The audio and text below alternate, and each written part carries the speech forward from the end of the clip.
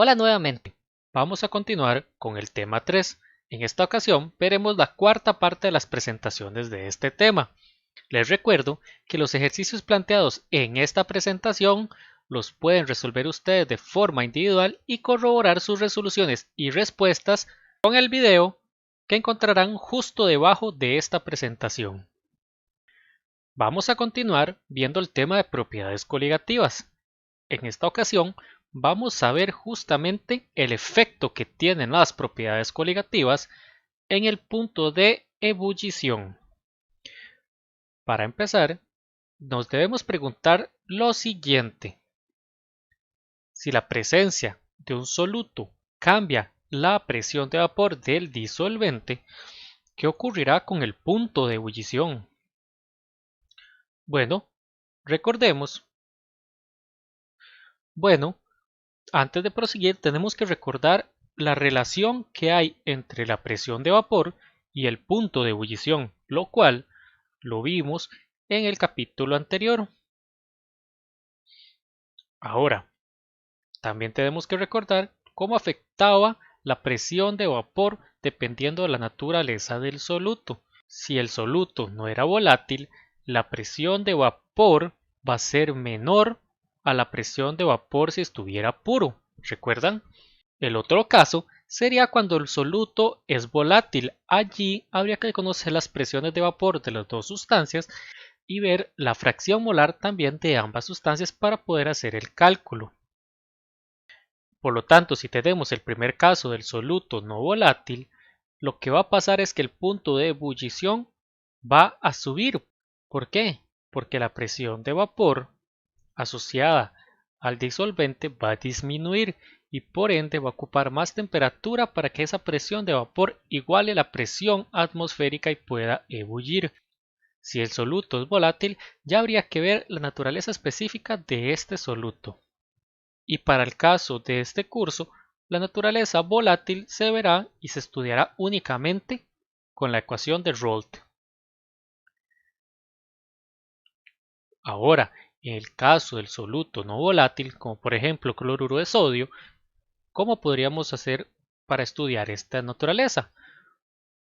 Ustedes se preguntarán si se puede calcular un aproximado.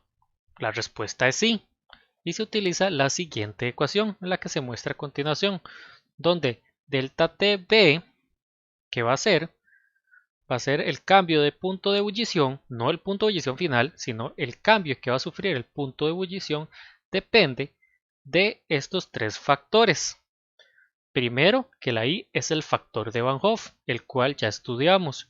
En nuestro caso, vamos a utilizar el ideal a no ser que el problema así lo provea, que provea el factor de Van Hoff realista para una concentración dada. Luego está la M minúscula, que la M minúscula es la molalidad. Sí, molalidad, no molaridad, molalidad de la disolución. Si ustedes recuerdan, la molalidad se da en moles del soluto entre kilogramos del disolvente, no de la disolución, del disolvente. Y por último está esta Kb, que como ustedes habrán notado en este curso, comienzan a verse muchísimas constantes. Ustedes pueden esperar que esa sea una constante ¿de qué naturaleza? Ebulloscópica. ¿Qué quiere decir esto? Que es una constante que me va a regir el punto de ebullición de la sustancia. Esta constante embarca las siguientes variables.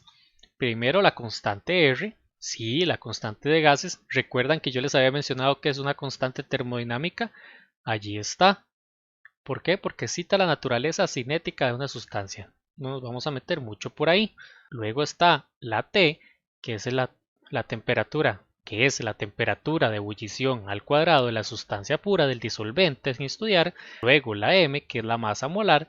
Y todo eso entre el delta H de vaporización. Esta constante se la vamos a proveer en el momento. Ustedes no tienen que calcularla. A continuación, vamos a ver un cuadro informativo con varios valores de esta constante para diferentes disolventes, donde va agua, etanol, éter etílico y ciclohexano. Si ustedes pueden ver, asociado a cada una de estos valores, les puse el punto de ebullición y el valor de Kb. ¿Notan alguna tendencia? Como ustedes pueden observar, entre menor es el punto de ebullición, mayor es la Kb. ¿Y esto qué significa? Que claramente Kb depende directamente de las fuerzas intermoleculares predominantes de la sustancia y por ende depende de la presión de vapor. Prosiguiendo en un caso análogo, veremos el efecto que tienen las propiedades coligativas en el punto de fusión. Nuevamente vamos a recordar que si la presencia de un soluto va a cambiar la energía necesaria para el delta HV, ¿qué ocurrirá con el punto de fusión? Va a ocurrir un caso análogo, donde va a haber la presencia de un soluto no volátil y un soluto volátil. La presencia de un soluto no volátil va a hacer que el punto de fusión descienda, que sea menor.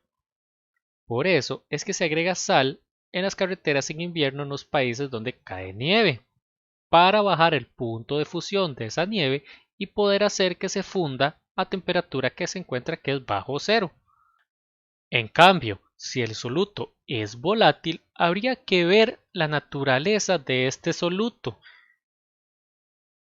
No obstante, en este curso no veremos la naturaleza de este soluto. ¿Por qué? Porque su estudio está asociado a una gran complejidad de cálculo. En el caso del soluto no volátil, como ustedes podrán imaginarse, también se puede calcular un aproximado. Por supuesto, no podemos suponer que el resultado que nos brinda este cálculo es 100% exacto. ¿Por qué? Porque ustedes recuerden que aquí en todas estas ecuaciones son ecuaciones idealistas que no están contemplando muchísimas otras cantidades de variables. La ecuación que usaremos es la siguiente.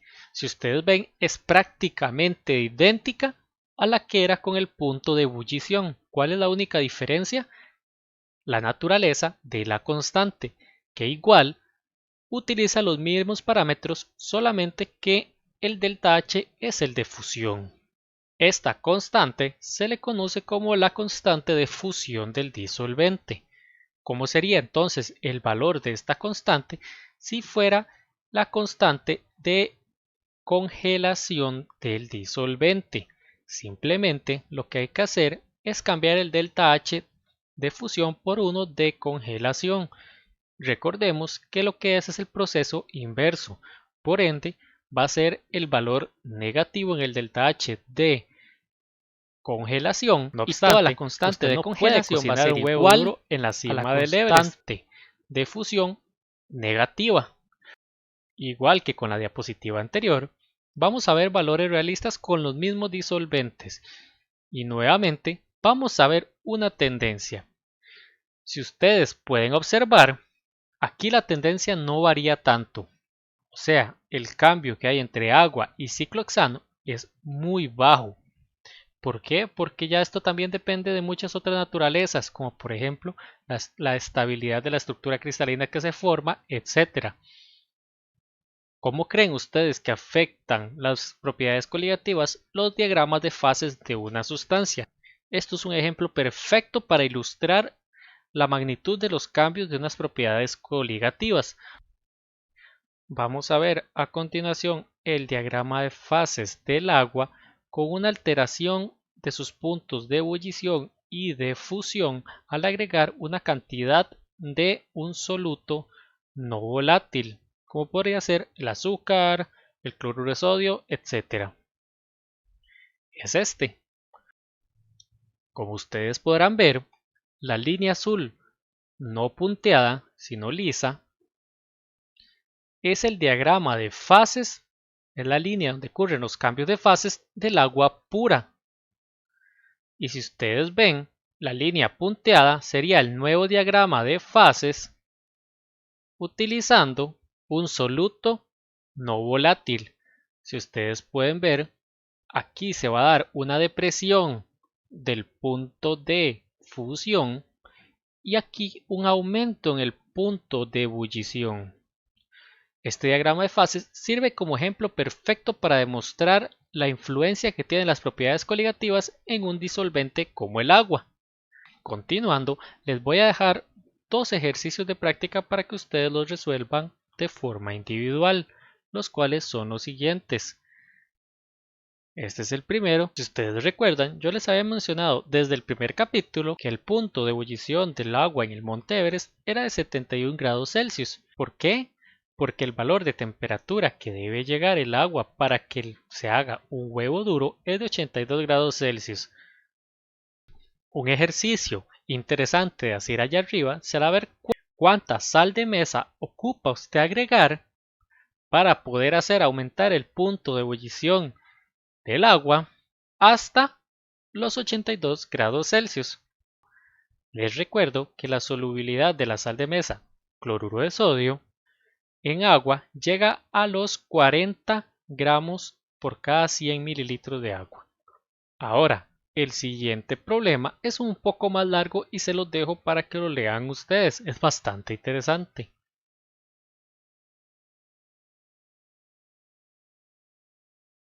Nuevamente, les recuerdo que la solubilidad máxima de la sal en agua es de 40 gramos por cada 100 mililitros de disolvente. A continuación, vamos a continuar con la última parte de este tema, la cual es ósmosis, la cual es un fenómeno bastante interesante. Supongamos que tenemos una membrana semipermeable como se observa en ese GIF y a ambos lados tenemos el mismo disolvente a diferentes concentraciones. Lo que va a ocurrir en este caso es que al sentir la diferencia de concentraciones va a intentar llegar a un equilibrio de concentración. ¿Por qué? Porque en química, en la vida real, todo ocupa llegar a un equilibrio. Entonces, la parte donde está el disolvente va a fluir hacia donde está el disolvente más concentrado, intentando equiparar concentraciones, y va a ocurrir un fenómeno como el que se mostró acá, donde va a subir el nivel del agua de un lado y del otro va a bajar de una forma que aparentemente es totalmente antinatural.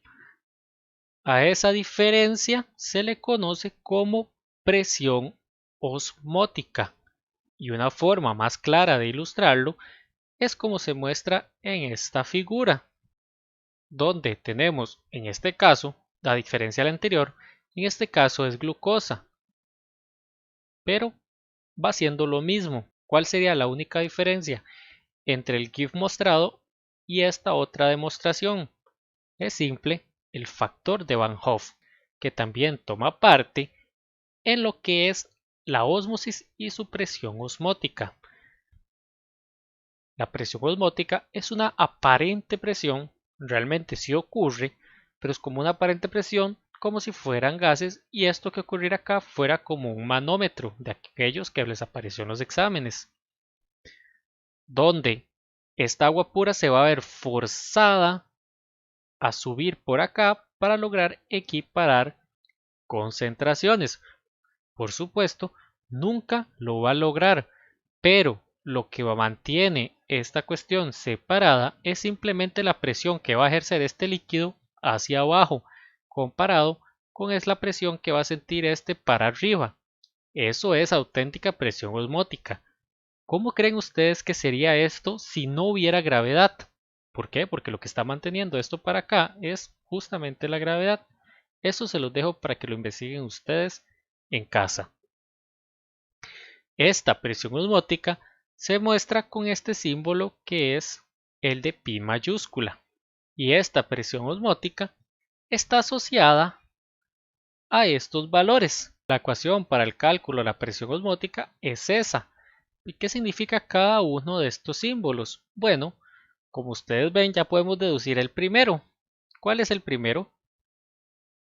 El factor de Van Hoff, por supuesto. Continuando con la concentración molar. En este caso, si ustedes notan, se utiliza la concentración molar, en otras palabras, mol entre litro, seguido por la constante de gases, que sería la constante R, y finalmente la temperatura. Como no es un delta T, tiene que ser usado en Kelvin. A continuación, les voy a dejar un ejercicio simple de resolución, o sea, un ejercicio de, como se dice popularmente, formulazo, el cual dice lo siguiente: calcule la presión osmótica de una disolución acuosa de glicerina al 1 mol por litro a 25 grados Celsius y compárela con una disolución acuosa de cloruro de hierro 3 de la misma concentración. Desde este momento, con solo ver estas dos cuestiones, ustedes ya deberían poder hacer la asunción de cómo será esta comparación. Y con esto hemos finalizado el tema 3 del curso. Nos vemos en la próxima, que será para la próxima semana, en el cual veremos el tema de cinética química, un tema fascinante. Espero que les guste igual o más que a mí.